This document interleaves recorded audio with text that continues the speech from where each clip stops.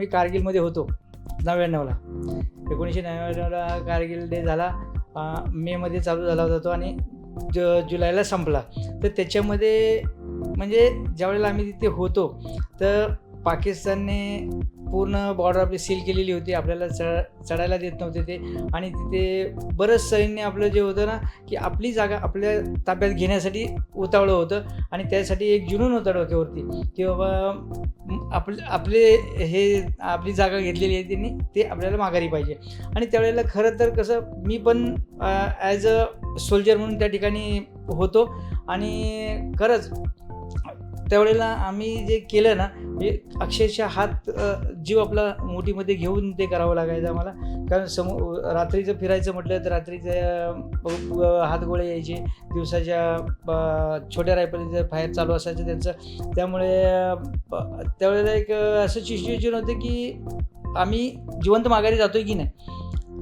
त्यामुळे हे व्हायचं. आणि खरंच त्यावेळेला कारगिल हा झाला ना, तर कारगिलच्या पाठीमागे एक म्हणजे देशद्रोहच होता. ही एक लढाईमध्ये सामील केलंच नव्हतं त्यांना. होती ती लढाई, पण लढाईमध्ये सामील केलं नव्हतं. हा एक देशद्रोहाचा पॉईंट होता. पण तो नंतर मग ॲज अ वॉर या हिशोबाने तो गणला गेला. आणि ही तब्बल 3 महिन्याची लढाई जी होती ती आपली 26 जुलैला संपली. आणि याच्यामध्ये आपण हा आजचा दिवस साजरा करतोय कारगिल दिवस म्हणून. त्याच्यामध्ये आपल्याला आता हा कारगिल विजय दिवस संपूर्ण म्हणजे हा 25वा रौप्य महोत्सवी वर्ष आहे. तर भरपूर म्हणजे याच्यामध्ये ज्यांनी योगदान दिलं त्या सगळ्यांना सल्यूट आहे. आणि बाकी काय सांगायचं. तसं म्हटलं तर कारगिल विजय दिवस हा चांगलाच आहे आपल्याकडचा. आणि या प्रकारे हा जो इव्हेंट केला जातो आहे त्याच्याबद्दल ऑब्व्हियसली एक्साइटमेंट आहे, कारण पहिल्यांदाच होतो आहे. आणि अंजली मॅडमनी एवढी चांगली तयारी केलेली आहे. खूप सारे चांगले लोक येत आहेत इथे, फौजी पण नॉन फौजीज पण. आणि कारगिल विजय दिवसाच्या निमित्ताने रौप्य महोत्सवच्या वर्षी असाच छान इव्हेंट होतो, याच्याबद्दल मला खूप आनंद आहे. आणि अपेक्षा करतो की या इव्हेंट नंतर लोकांना एक प्रोत्साहन मिळेल की या दिवसांना आपण आठवण करून त्याच्यात एक आनंद निर्माण करावा. ये ज़िंदगी में फर्स्ट टाइम है। हम लोग जनरली वॉक तो बाहर ही करते हैं, फौज में करते हैं। ऐसे formal walk with young ladies may be a different experience हो सकता है, अलग टाइप का एक्सपीरियंस हो। अंजलि मैम ने बोला था कि अलग टाइप का एक्सपीरियंस है, it is for Kargil heroes. और ये आई थिंक समथिंग गुड विशेष के लिए है और फंड रेजर है, दैट्स वाई बेसिकली एम तो हमारा वो है कि गुड कॉज के लिए है ये प्रोग्राम। तो वॉक तो चलेगा एनीवेयर, नो प्रॉब्लम। और आज की इवेंट की प्रिपरेशंस देख के आपको क्या लग रहा है? अब बहुत अच्छा लग रहा है, ये काफ़ी अच्छा माहौल दिख रहा है और बड़ा हॉल है। और ज़्यादा आइटनरी तो मुझे पता नहीं, बट समहाउ जैसा आप बता रहे हो कि how to walk with the ladies, तो that will be one event. I don't know internally क्या होगा, कोई म्यूजिकल प्रोग्राम होगा या कोई और होगा या समथिंग डिफरेंट लाइक दिस। ऐसा तो ऑलवेज गुड टू हैव। और प्रिपेयर्डनेस तो काफ़ी अच्छी दिख रही है। और आज 25th कारगिल विजय दिवस है, तो आपके उसके रिलेटेड कुछ मेमोरीज हैं क्या? हाँ, देखो वैसे तो I am from Indian navy, but during the Kargil conflict तो I was fortunate enough to be on a warship. Indian navy का जो वॉरशिप होता है युद्धपोत, उस पर मैं पोस्टेड था और इंडियन नेवी को अलर्ट पे रखा गया था। और उस अलर्ट की वजह से we were patrolling near the Karachi harbour है पाकिस्तान का। तो उसके आसपास जो हमारा अंतर्राष्ट्रीय वाटर होता है, जो इंटरनेशनल वाटर है, उसके पास हम पेट्रोलिंग कर रहे थे, एक्सरसाइज कर रहे थे, वॉर एक्सरसाइज कर रहे थे। और उस वॉर एक्सरसाइज का आउटपुट यही था कि जैसे ऑर्डर आता वैसे, क्योंकि Kargil war full scale war नहीं था, it was concentrated to one place, that is Kargil area. और आर्मी का उसमें मैक्सिमम रोल था because it was captured by the Pakistan army, Pakistan regulars and some extreme group. But if it would have been, अगर ये पूरा full scale war होता तो तीनों फोर्सेस का वार होता, उसमें नेवी भी इन्वॉल्व हो जाती। But navy was alert and we were near to the Karachi. अब कराची दिख रहा था हमारे जहाज़ से, और उस जहाज़ को हमने, एक जहाज़ को तो हमने पूरा मर्चेंट नेवी में कन्वर्ट कर दिया था, जिससे उनको ये ना लगे कि ये वॉरशिप है। वॉरशिप का कलर ग्रे होता है और मर्चेंट नेवी का कलर जो है वो मल्टी कलर होता है, उसी जैसा भी हो, वो ट्रेडिंग के लिए भी होता है। तो हमारा काम था कि हम उसका जो पाकिस्तान का जो आयात निर्यात है, जिसको हम इंपोर्ट एक्सपोर्ट करते हैं, उसको कट कर दें और उस एरिया में कोई भी मर्चेंट नेवी वाला शिप ना आए, तो वो उधर से आइसोलेट हो जाएंगे। और अटैक के लिए दूसरे वॉरशिप स्टैंड पे रखे थे। तो जैसे ऑर्डर दिल्ली से आता, we could have put the Karachi ablaze. तो कराची में रिफाइनरी है जहाँ पर मतलब पेट्रोलियम प्रोडक्ट्स होते हैं, तो उस पर अगर हमने एक बार भी मिसाइल डाल दी तो पूरा कराची जल जाएगा, क्योंकि वो जल्दी उठेगा। जैसे 71 वॉर में हुआ था, 15 दिन तक कराची जलता रहा था। तो that was our plan. I'm super excited. It's an amazing occasion, Kargil Divas. Thank you so much. और यहाँ की प्रिपरेशंस देख के आपको आज कैसा लग रहा है? Like we are on the final stage. ऐसे लग रहा है जैसे पूरा देश सेलिब्रेट कर रहा है। Everybody is so happy. The refinery and so many people have come. I'm so happy. बहुत ही अच्छा लग रहा है देख के सब कुछ।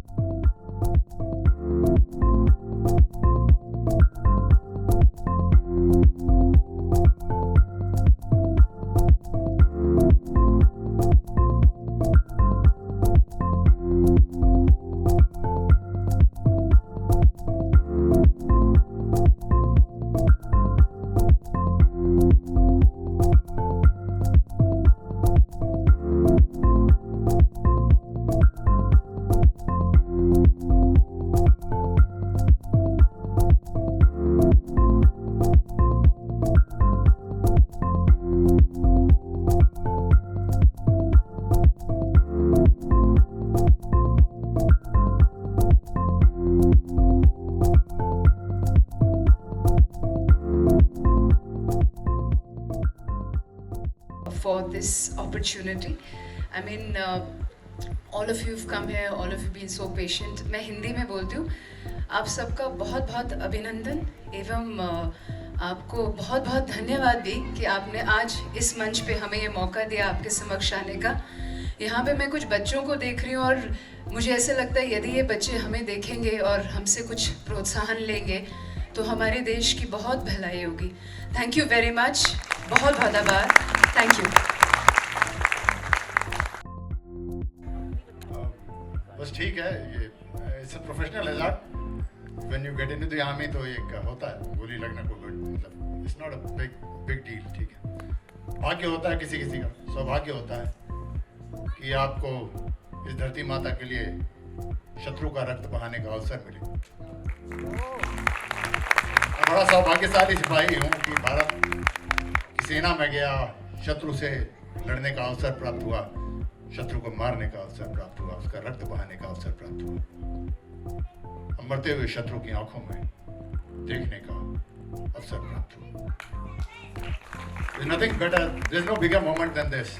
When I say that I'm not sadistic that I want to see someone dying. What I wanted to see dying is the perception in his eyes. उसकी आंखों में जो ये सपना था, ये जो कल्पना थी कि वो इस भारत माता को नुकसान पहुंचा देगा, हर उस व्यक्ति की आंखों को मैं मरते हुए देखना चाहता हूँ। अब भी तो सौभाग्य था मेरा भी कि ठीक है, शत्रु का बहाया, अपना भी बहाया। दुर्भाग्य था कि भारत मैंने आहुति भी देने की भाग्य होता है, किसी किसी को अपने प्राणों की आहुति देने का अवसर मिलता है। मुझे भी मिला था, कमी रह गई होगी कुछ कर्मों में, भारत माता ने स्वीकार नहीं की मेरी आहुति। मैं वापस आपके सामने खड़ा हूँ। वीर गति को प्राप्त होकर जाए ऐसा सब सौभाग्य तो सभी का मिलता नहीं है, मरना तो सबको है। आज भी पछताता हूँ, मृत्यु तो आएगी, बूढ़े होकर मरेंगे, बीमारी से मरेंगे, ना जाने कैसे मरेंगे, लेकिन वो मौत नहीं आएगी। एक बार अनुभव कर चुका हूँ। I really miss that opportunity. Coming back to Kargil, that is extra जो आपने बोल दिया था। Coming back to Kargil, ladies and gentleman, Kargil की कहानी जितना हो सकता है, कारगिल और देश को मैं जितना शॉर्ट में बता सकता हूँ बताऊंगा। सन 1999 हमारे देश के प्रधानमंत्री लाहौर गए थे दोस्ती का हाथ लेकर। एक तरफ हमारे देश के प्रधानमंत्री वहां लाहौर गए दोस्ती का हाथ लेकर, और दूसरी तरफ पाकिस्तानी धोखे से चोरी छिपे अंदर आकर उन्होंने कारगिल की चोटियों पर कब्जा कर लिया। रोश में आया था हिंदुस्तान का हर सिपाही, रोश में आया हिंदुस्तान का हर सिपाही। कारगिल पहुंचा और शत्रु की ओर देखकर बोला, है प्यार तुम्हें समझना नहीं मंजूर शायद, है दोस्ती का ये नया दस्तूर शायद, हाथ जो हमने मिलाया उसका सिला है, आ गया घुसपैठियों का काफिला है, हम सिपाही हिंद के इतना बता दें, आ गए हम मौत तुम्हारी तुमको बता दें। हमारे खून का उफान तुम अब देखोगे, हमारे खून का उफान तुम अब देखोगे, तुम्हारे हर तरफ तूफान तुम अब देखोगे। हम हिमालय पर लगा हर मैल हटा देंगे, गिरी बांध पकड़ के तुम्हें वही धूल चटा देंगे। अगर हिम्मत है तो रोक लो, अगर हिम्मत है तो रोक लो, हम प्रलय हैं तूफान हैं, तान कर सीना आ रहे, हम हिंद की संतान हैं, हम हिंद की संतान। देवी और सज्जनों, उसके बाद जो भारत के सिपाही ने किया वो हम सब जानते हैं, दुनिया जानती है। लेकिन if you think that the enemies came, वो सिर्फ भारत के सिपाहियों को टारगेट करते हैं तो आप गलत समझते हैं। There target is Bharat, there target is Bharat. ये भारत की सभ्यता जो दुनिया की एकमात्र जीवंत सभ्यता बची है, their target is you, me and we and everyone. And what has happened is that after 1971 and 1999 Kargil, Pakistan understood, and after Galwan even Chinese understood, and the entire world understood that they can never get the better of the Indian armed forces. So what do they do now? What do they do is then they switch on to the plan B. The plan B which was already activated for decades, कई सदियों से चल रहा था, शायद वो कम से कम 70-80 साल से चल रहा था, उससे पहले भी चल रहा था. And the plan B is to break this country from within. यहाँ से now the target is you, आप, हम, मैं भी, हम लोग वेटरन हैं, अधर्मा बाप का हिस्सा है। अब आप और हम टारगेट पे हैं, बिकॉज भारतीय सिपाही से पार नहीं पा सकता, वो मान चुका है, they've given up. So what is the target? अब आपका क्या है? जैसे सिपाही में वो देखता है क्या वल्नरेबिलिटी है, क्या एक्सप्लॉइट कर सकते हैं। I am telling you what is it that they looking for, the vulnerability between people of this country that they want to target. They want the people of this country to be selfish. I, me, myself first. They want these people of this country to be confused. They want the people of this country to have wrong priorities. They want these people of this country to be getting into a comfort zone. So much so that बाहर वो आ नहीं सकते उससे. उसके लिए वो झुकने, बिकने, सब कुछ करने को तैयार है. They want these people of this country who have misunderstood almost every important thing that is important in the formation of a good society, good family, and a good nation. The definition of success, the definition of family, the definition of freedom, the definition of all these things which the nation has understood wrongly, they want that kind of a population. That's all the time I had, ladies and gentlemen. But whenever they come, the plan A, they failed. The Indian soldier, I began with that, how he responded. How do you want to respond now? Your time is up. Your time begins now, because the target is you. I don't like the statement when people say that आप लोग वहाँ बैठे, हमें चिंता की करने की जरूरत नहीं है. प्लीज, आपको चिंता करने की जरूरत है. ये सिपाही वहीं लड़ सकता है. यहाँ की लड़ाई आपको लड़नी होगी, हमें लड़नी होगी. अब हम आपका हिस्सा है. Please get ready ladies and gentleman. और ये बलिदान मांगेगा, आप सभी से बलिदान मांगेगा. और कोई बलिदान आप देना चाहे ना देना चाहे, एक बलिदान भारत के हर भारतवासी को देना पड़ेगा. वो है स्वार्थ का बलिदान. आप देना चाहते हैं? आप देना चाहते हैं स्वार्थ का बलिदान? नेशन फर्स्ट कहना आसान है, इसको इंप्लीमेंट करना शुरू कर दीजिए. राष्ट्र पहले आएगा, उसके बाद समाज आएगा, उसके बाद परिवार आएगा. आप you will come last every single time without exception. और इसके बाद किसी का भाग्य हुआ तो उसे रक्त का भी बलिदान देना पड़ेगा. और किसी का बहुत परम सौभाग्य हुआ तो जीवन का बलिदान देना पड़ेगा. धन्यवाद देवी और सज्जनों. I will leave it up to you. The battle is on, the game is on, and fight it on. That's about all. Thank you.